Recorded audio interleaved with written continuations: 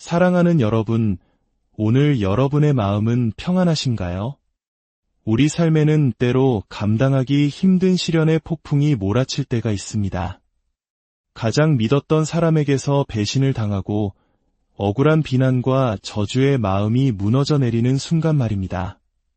바로 오늘 우리는 인생의 가장 깊은 골짜기를 지나던 한 사람의 이야기를 통해 그 어둠 속에서 빛나는 하나님의 놀라운 은혜를 발견하고자 합니다.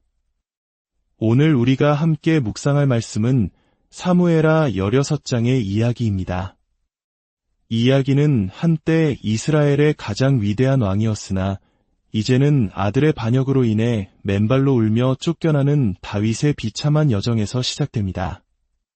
왕궁을 떠나 감람 산정상을 막 지났을 때 다윗 앞에 한 사람이 나타납니다. 그의 이름은 시바, 다윗이 은혜를 베풀었던 요나단의 아들 므비보셋의 종이었습니다. 시바는 안장 지운 나귀 2마리에 빵 200개, 건포도 100뭉치, 여름 과일 100개, 그리고 포도주 한 가죽부대를 싣고 왔습니다. 지치고 굶주린 왕과 그 일행에게는 사막의 오아시스와도 같은 선물이었습니다. 다윗 왕이 묻습니다. 이 모든 것을 어찌하여 가져왔느냐? 시바는 공손히 대답합니다. 나귀는 왕의 가족들이 타도록, 빵과 여름 과일은 젊은이들이 먹도록, 포도주는 광야에서 지친 분들이 마시도록 가져왔습니다. 왕의 마음이 잠시나마 위로를 받는 순간 다윗은 가장 중요한 질문을 던집니다. 내 주인의 아들 므비보셋은 어디에 있느냐? 바로 이 질문에 대한 시바의 대답은 지쳐있던 다윗의 마음에 비수를 꽂는 거짓과 기만이었습니다. 그는 예루살렘에 머물러 있습니다. 그는 생각하기를 오늘이야말로 이스라엘 족속이 내 아버지 사울의 나라를 나에게 되돌려줄 것이다라고 말했습니다. 이것은 끔찍한 모함이었습니다. 다윗에게 평생의 은혜를 입은 므비보셋이 결코 할 수 없는 말이었습니다. 그러나 아들에게마저 쫓겨나는 절망적인 상황 속에서 다윗의 판단력은 흐려져 있었습니다. 그는 시바의 거짓말을 그대로 믿어버리고 성급한 결정을 내립니다. 보라, 므비보셋에게 속했던 모든 것이 이제 내 것이다. 기회를 엿보던 교활한 종시바는 이 순간을 놓치지 않고 엎드려 절하며 말합니다. 내 주 왕이시여, 제가 왕의 눈앞에서 영원히 은총을 입게 하소서. 사랑하는 여러분, 이 장면은 우리에게 중요한 교훈을 줍니다. 우리 삶이 가장 힘들고 지쳐있을 때 우리의 판단력은 얼마나 쉽게 무너질 수 있는지를 보여줍니다. 절망은 우리 눈을 가리고 거짓을 진실로 믿게 만들며 돌이킬 수 없는 실수를 저지르게 합니다. 이럴 때일수록 우리는 성급한 결정을 내리기보다 잠잠히 하나님의 뜻을 구하며 기다리는 지혜가 필요합니다. 다윗의 시련은 여기서 끝나지 않았습니다. 그가 바후림이라는 곳에 이르렀을 때 이전 왕이었던 사울 가문의 한 사람 게라의 아들 시므이가 나타났습니다. 그는 길 건너편 언덕을 따라오며 다윗을 향해 쉴 새 없이 저주를 퍼붓기 시작했습니다. 그뿐만 아니라 왕과 그의 모든 신하들을 향해 돌을 던지고 흙먼지를 날렸습니다. 당시 다윗의 좌우에는 용맹한 군사들이 호위하고 있었지만 시므이의 분노는 멈추지 않았습니다. 시므이는 이렇게 외쳤습니다.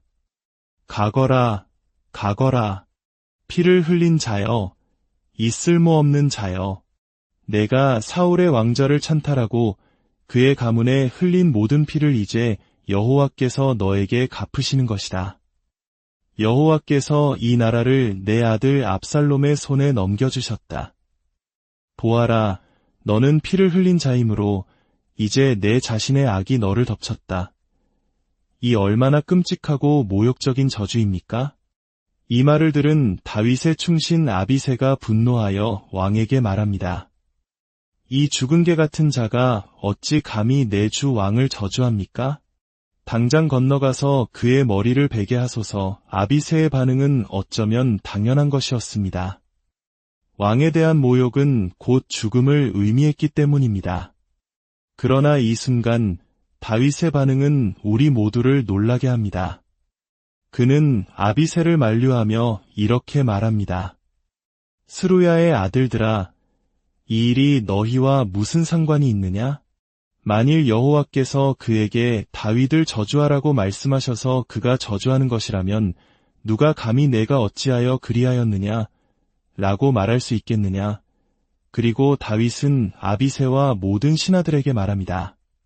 보라, 내 몸에서 난 내 아들조차 내 생명을 찾고 있거늘 하물며 이 베냐민 사람이야 오죽하겠느냐? 그를 내버려 두어라. 그가 저주하게 하라. 이는 여호와께서 그에게 명하신 것일지도 모른다.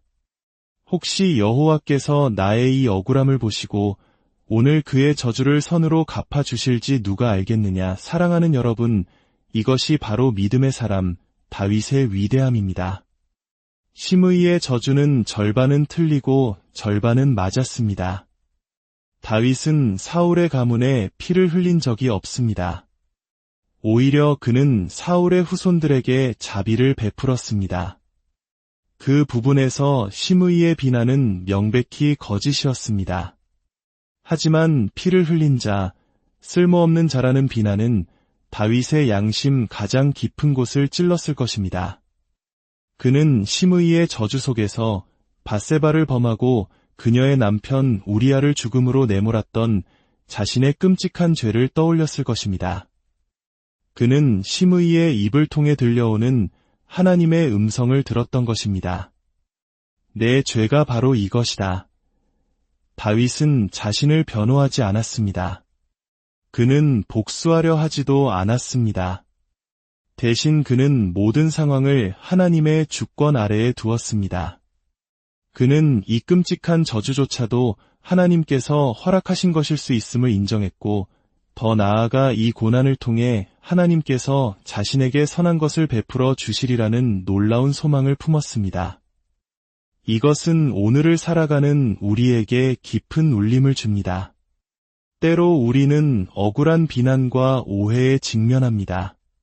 그럴 때 우리는 분노하고 변명하고 복수하고 싶어 합니다. 그러나 다윗은 우리에게 다른 길을 보여줍니다. 모든 상황 속에서 하나님의 뜻을 찾고 그분의 선하심을 신뢰하는 길입니다. 하나님께서는 때로 우리의 적들의 입을 통해서도 우리에게 말씀하시며 우리의 가장 큰 고통을 가장 큰 축복으로 바꾸실 수 있는 분이십니다. 요셉이 자신을 팔아넘긴 형들에게 당신들은 나를 해하려 하였으나 하나님은 그것을 선으로 바꾸사 오늘과 같이 많은 백성의 생명을 구원하게 하시려 하셨나니 라고 고백했던 것처럼 말입니다. 혹시 지금 인생의 가장 어두운 터널을 지나고 계신 분이 있습니까? 자신의 실수와 죄악으로 인해 모든 것을 망쳐버렸다고 느끼며 이제 하나님의 은혜를 받을 자격이 없다고 생각하는 분이 계십니까? 나는 이제 신앙의 폐차장 같은 곳에 버려졌어라고 절망하고 있지는 않습니까? 그렇다면 오늘 다윗의 이야기를 기억하십시오. 그는 왕좌에서 쫓겨나고 신하에게 속고 적에게 저주를 받는 비참한 상황 속에서도 하나님의 은혜를 향한 믿음의 끈을 놓지 않았습니다. 그는 자신의 죄악에도 불구하고 하나님은 여전히 자비로우시며 이 모든 저주를 선으로 바꾸실 수 있는 분임을 믿었습니다. 하나님의 은혜는 우리의 죄보다 항상 더 큽니다. 우리가 죄가 깊은 곳에 있을 때 그분의 은혜는 더욱 깊이 임합니다. 하나님은 우리가 저지른 큰 죄들을 용서하시고 우리를 다시 회복시키시며 이전보다 더 큰 특권과 은총을 베풀어 주시는 분입니다. 이 시간 잠시 우리의 마음을 모아 기도하기를 원합니다. 하나님 아버지, 오늘 다윗의 이야기를 통해 저희를 만나주시니 감사합니다. 인생의 가장 깊은 절망 속에서도 하나님의 주권을 인정하며 저주를 선으로 바꾸실 주님을 신뢰했던 다윗의 믿음을 저희에게도 허락하여 주시옵소서. 저희가 겪는 억울함과 고통 속에서 불평하고 원망하는 대신 잠잠히 주님의 뜻을 구하게 하시고 이 모든 것을 합력하여 선을 이루실 주님을 바라보게 하옵소서. 특별히 자신의 죄와 실수로 인해 절망하며 스스로를 정죄하고 있는 영혼들이 있다면 오늘 찾아가 주셔서 내가 너의 죄를 사하였노라 말씀하여 주시고 측량할 수 없는 주님의 은혜와 사랑으로 다시 일으켜 세워 주시옵소서.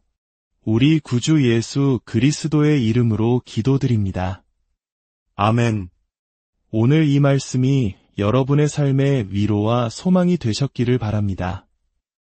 여러분의 구독과 좋아요는 저희가 계속해서 이 귀한 희망의 메시지를 전하는 데 큰 힘이 됩니다. 여러분의 삶 가운데 하나님의 놀라운 은혜가 늘 함께 하시기를 축복합니다.